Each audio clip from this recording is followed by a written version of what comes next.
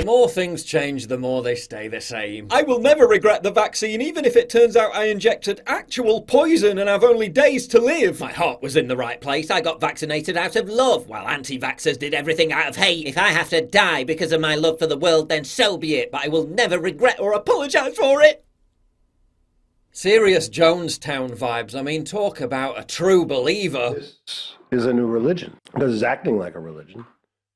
Yeah. It's dogmatic. It's absolute. It's, if you do not believe in it, you are condemned to hell.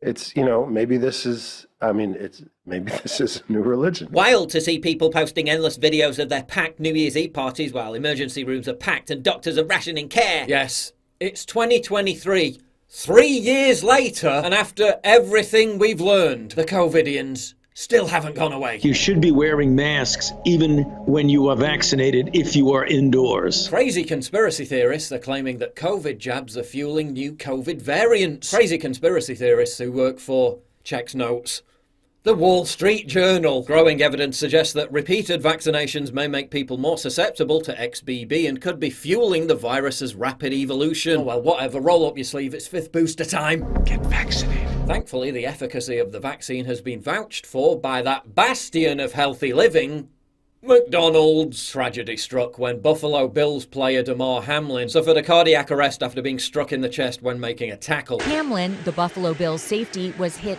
right in the chest. He got up, wobbled for a second, then collapsed. Many rushed to blame Hamlin's collapse on the jab, which, let's face it, was pretty stupid. He'd literally just been poleaxed in the chest seconds earlier, which maybe had something to do with it. Experts pointed out that Hamlin was likely suffering from commotio cordis, where a blow to the chest at a precise moment in the electoral cycle stops the heart, which, yes, has happened to professional athletes in the past before the COVID jab, but that rush to judgment enabled the legacy media to exploit the situation, giving them headlines like this: the inevitable grotesque effort to blame vaccines for Damar Hamlin's collapse. Lesson being, no, not every death or collapse of someone under the age of 40 is vaccine related. But by the same token, because Hamlin's collapse wasn't caused by the jab, doesn't mean the overwhelming number of athletes who have suffered a similar fate over the last 2 years should be ignored. A story that received noticeably less coverage than the Hamlin incident was the acute heart failure death of ex-NFL star Uche Nwaneri. 38-year-old Nwaneri suddenly collapsed at home and could not be saved. He previously called for the unvaccinated to be jailed, tweeting, quote, "Okay, so let's get these vaccine mandates and vaccine passports up and running ASAP. We're seeing children die daily from the unvaccinated selfishness. Pregnant women at risk too. Protect life. Mandate the vaccine. Jail anyone who refuses to protect life." Was his death vaccine related?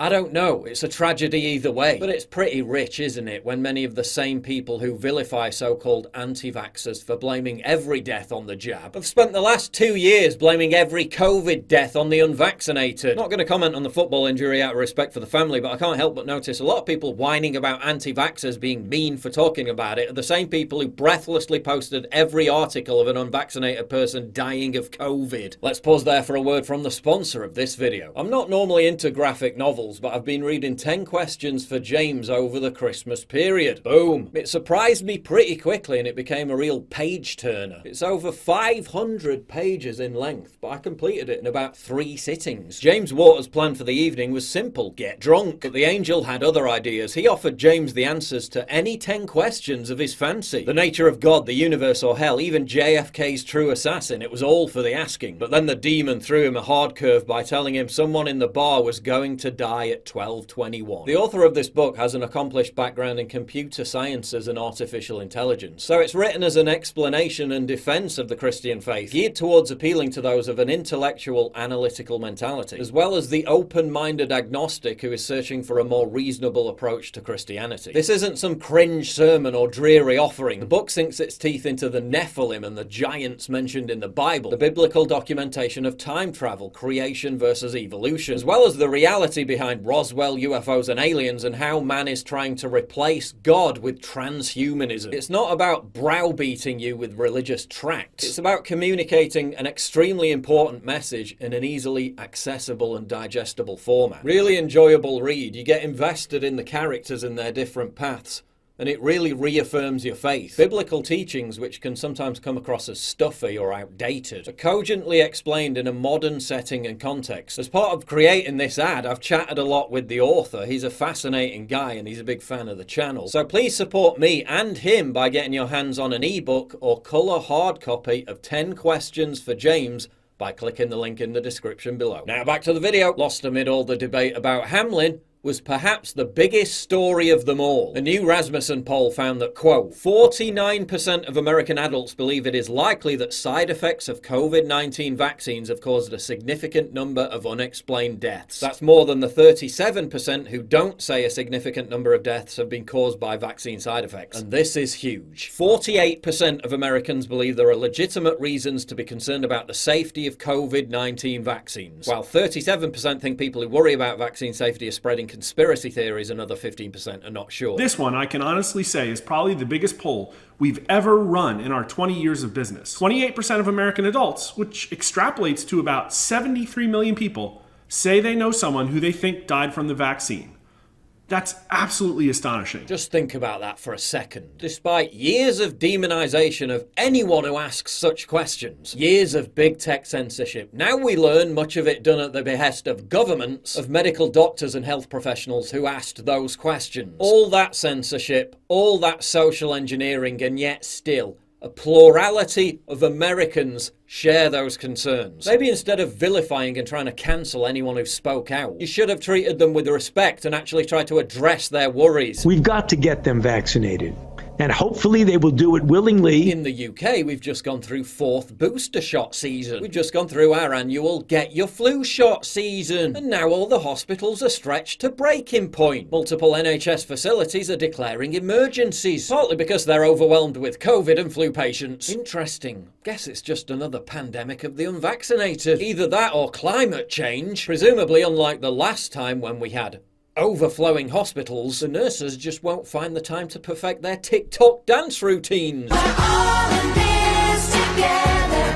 Once we know that we are, we're all stars, and we see that. What a shame. Exactly as predicted, the face mask mandate narrative is creeping up once again. As happens every winter, the envy of the world NHS can't cope with winter, so we've all got to put our face nappies back on. Maybe we need to be completely a little bit more scary for the public. The case for wearing masks forever. The case for get fucked never again. This morning on BBC 5 Live, Trish Greenhalgh stated, when we first introduced mask mandates in July 2020, cases were going up very, very rapidly. And then the mask mandate brought them under control within weeks. Yeah, gonna need a fact check on that one, love. But what about the UK government's own study, which failed to prove masks reduce the spread of COVID in schools? Doesn't matter, get your mask back on. But what about the incredibly damaging, long-lasting, proven harm they've had on children's cognitive development and speech learning? Doesn't matter, get your mask back on. See, the appearance of doing something for PR purposes alone, the symbolic and very literal muzzling of the public in the name of defending the narrative, is apparently way more important than doing something that would actually work. The notion that someone wearing a filthy face mask when they get on a bus or go to Tesco to buy a carton of milk is gonna save the NHS from its annual crisis is laughable. Hiding away again will only delay our immune recovery and make it harder. There is absolutely no reason to demand the return of masks. They have failed epically, said Professor David Livermore. Worse, they cause harm, they impede communication, they impede childhood learning, they create a scurf of poorly degradable street litter. Nor is there good reason to reinstate other restrictions such as social distancing and work from home. A large part of our present problems is that through 2 years of restrictions we lost our natural equilibrium of repeated asymptomatic infection and reboosted immunity with other pathogens such as flu, RSV and even strep A. Doesn't matter, put your mask back on. Remember Sweden, which never fully locked down its population and never introduced a mask mandate. Deadly folly, said The Guardian. A disaster, said Time magazine. New figures show Sweden has long-term excess mortality rates lower than Finland's, Denmark's and Iceland's, which all implemented full lockdowns. Meanwhile, China, which locked down the hardest, had the most draconian mask mandate on the planet, pursued continued its disastrous zero COVID policy for years, one which many COVIDians demanded here in the West, is in complete disarray with untold deaths and 1 million new COVID infections a day. How many times do we need to be proven right before they leave us the fuck alone and stop calling for more lockdown restrictions, more masks, more vaccine mandates? Every time there's a minor spike in people getting sick. Have you had your 5th booster shot yet? Are you looking forward once again to smothering your gob with a worthless piece of cloth? What do you think of all these insane anti-vaxxers? Let me know in the comments below.